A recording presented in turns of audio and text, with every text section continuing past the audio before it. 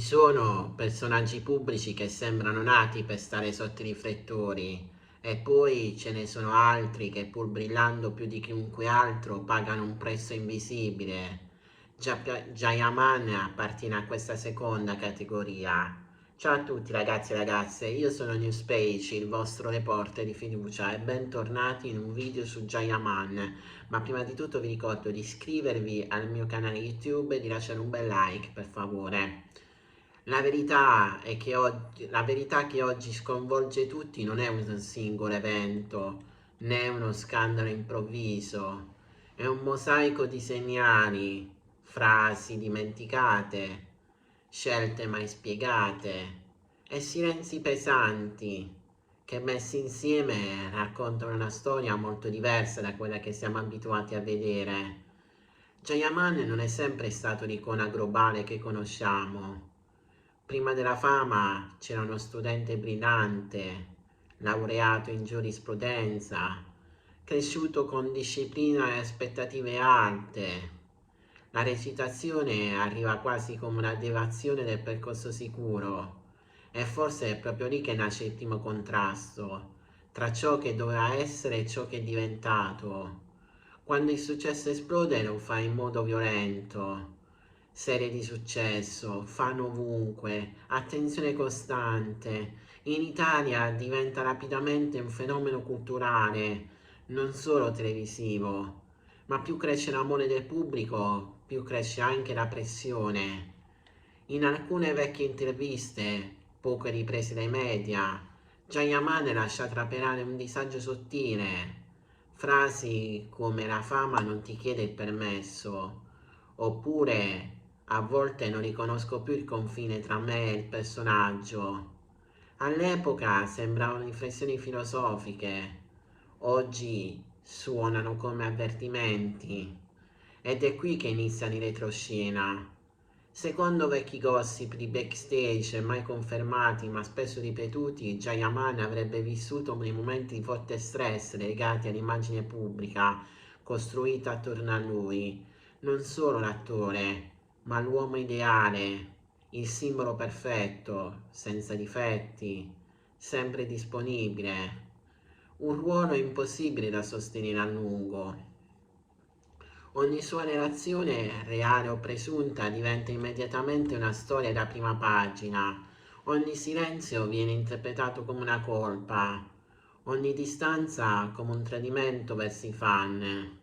Ed è qui che nasce una delle teorie più discusse.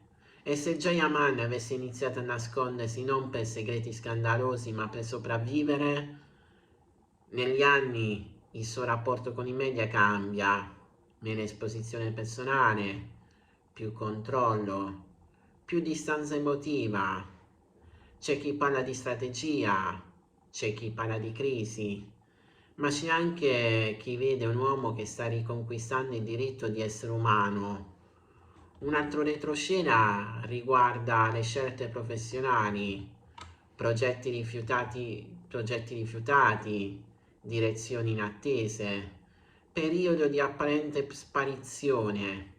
Secondo alcune voci interne al settore, Jayaman avrebbe rifiutato ruoli che rafforzavano troppo un'immagine stereotipata, preferendo rischiare l'incomprensione piuttosto che restare intrappolato.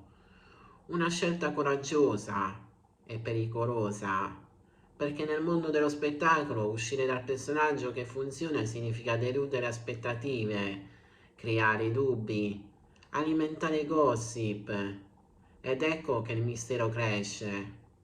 Un'altra teoria molto discussa riguarda il suo rapporto con la privacy. Jayaman non ha mai negato l'importanza dell'amore, ma ha sempre rifiutato di trasformarlo in contenuto.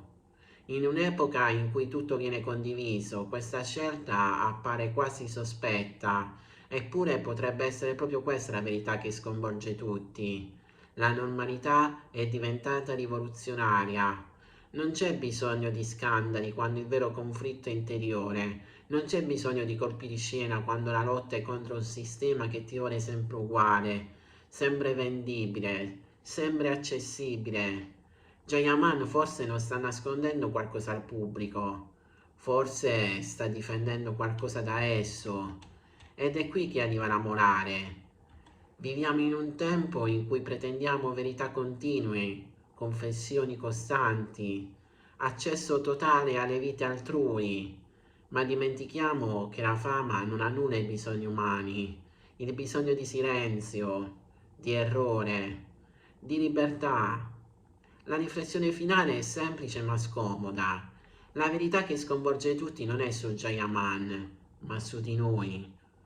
Siamo pronti ad amare un personaggio solo finché resta come lo vogliamo, ma siamo capaci di rispettare una persona quando decide di cambiare? Forse Jayaman non è cambiato, forse siamo noi che dobbiamo imparare a guardare oltre il mito, e questa sì che è una verità che fa rumore.